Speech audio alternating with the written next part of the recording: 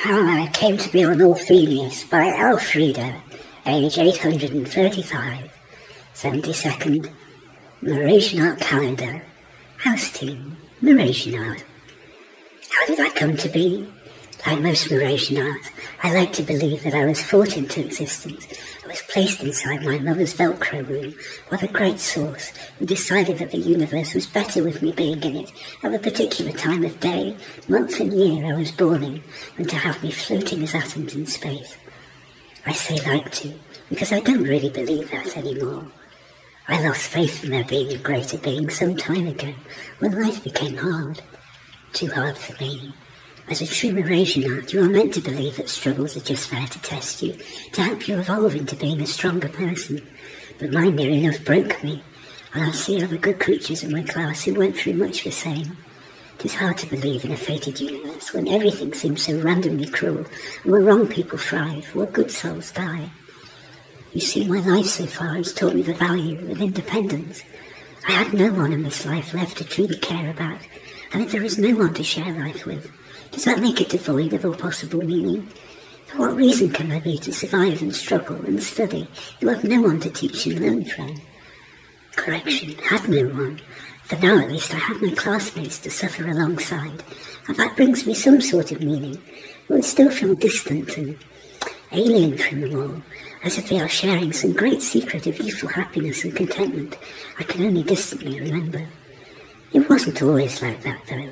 For the longest time, I was alone. In my family, I was an outsider, spurned for my lack of belief in the great mystical plan that all other Mrasianarts believe in, but for me seemed just noise and spectacle, and nervous, unquestionable hope fueled by inadequacy and doubt. At school, I got into trouble for skipping the philosophy and spirituality lectures, that are the linchpin of our educational system. I couldn't bear to hear the words of people who had seen something in life I hadn't heard, or see things that I couldn't see, when in turn I had been through experiences that would have changed their outlook in a heartbeat. For what does anyone have to teach everyone if they aren't on a path that leaves them open to hear? Their lessons were not mine. Their spiritual path was not the one set for me to follow. I couldn't take it on trust that there was something out there to save us all. You see, after all the uncertainty I had been through, I couldn't handle more. I didn't want to just believe, I had to know. Someone said once that belief was an art form, and knowing was a science. We don't really do science on Mars. We don't like dealing with certainties and facts, just hypotheses and thoughts. I think that's why I like hanging around Archulus so much. He knows exactly who he is. I don't yet. I'm all fuzzy inside, without outlines, like one of those sheets of paper you give us to colour in sometimes, but nobody has found the right crayons yet to paint me with any colour that feels true to me, as if the shades I need haven't even been discovered yet. I found that nagging sense of despair really hard to deal with, when everyone else seemed to enjoy believing in something they couldn't see, and putting their faith in things that couldn't be known. So I ran away. I'm not sure where to. I think I was trying to find myself, really, but all I really found were more doubts. My family didn't really look too hard for me. I think they saw me as a nuisance and tried to disown me. After all, I had just flunked philosophy class, the worst crime a Mrasian student can commit. I can't say I blame them. I didn't like myself either. I didn't belong. I didn't fit. I couldn't stay a bland, happy face amongst so much inauthenticness. So I just stayed alone, avoiding company, until the visitors stopped coming, and even the Clandusprod social workers stopped trying to help me. I found it easier to be on my own. There was no one to trust except myself, no one to let me down, no one left to betray me. My teachers used to say I was stupid for my own good, and to my surprise the social workers all said that I was too bright, and not only could I do the work that was set instantly, I could also see through how pointless and unnecessary it was. They said it was good to question things, but it was a sign of intelligence. I said it wasn't very intelligent to be intelligent because it makes you different to everyone else. It marks you out as being different. Cleverness helps keep you lonely, as you're forced to walk down a whole different path. Not just seeing things, but seeing behind how people see things that can never then be unseen. And being lonely isn't smart, it's damaging. The Clandusprod social worker who told me that said that sounded horrible, and I should learn to just act stupid when I was around everyone else. But I couldn't do that. I'd rather be authentic on my own than a fake version of myself acted for the benefit of other people. People hurt you less that way, even if they did leave you alone. I could see the future laid out for me. If I went back to school too, they told everyone I was clever, and I didn't want it. More education with subjects by degrees, and then intelligent babies, and then an intelligent family, and an intelligent career. The smarter Mrasianart than me might have chosen that life, but it was not enough for me. I wanted to see the stars, to travel to other worlds, to see what other species thought about the way the universe worked, which is why I jumped at the chance to come here to Orpheus when it was offered.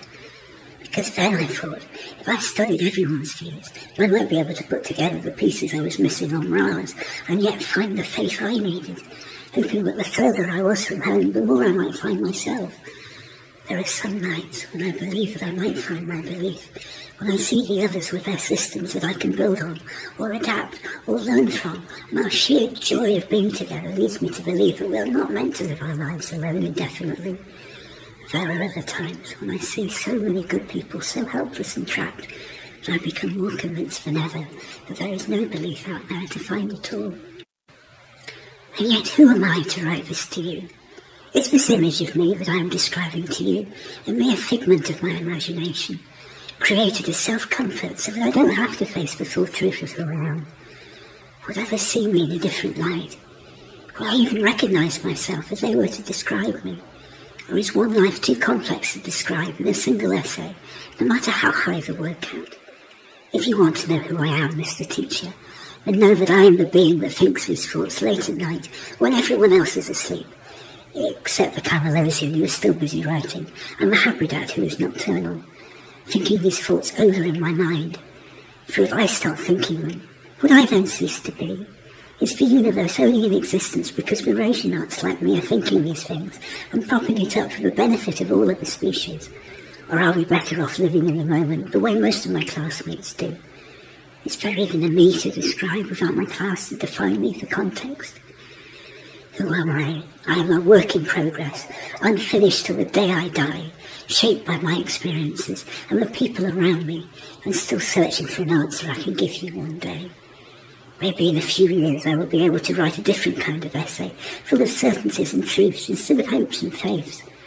I hope and believe so, if that's not a contradiction. I really do want to belong, to find at least one person who gets me, for until now the person who most gets me is so completely unlike myself, I wonder why they spend time with me at all. Until then, though, I remain your questioning pupil, Elfreda. What does it mean to be a Mrasianart? It means to be lost. In a universe full of noise and colour and spectacle and money and careers and certainties, it is to be afloat on a sea of confusion and doubt and self-reflection that never ends and never answers all the questions. Although slowly I am beginning to see that at least it is to be brave enough to ask questions in a universe that otherwise seems to be afraid of asking anything in case it doesn't like the answers it gets.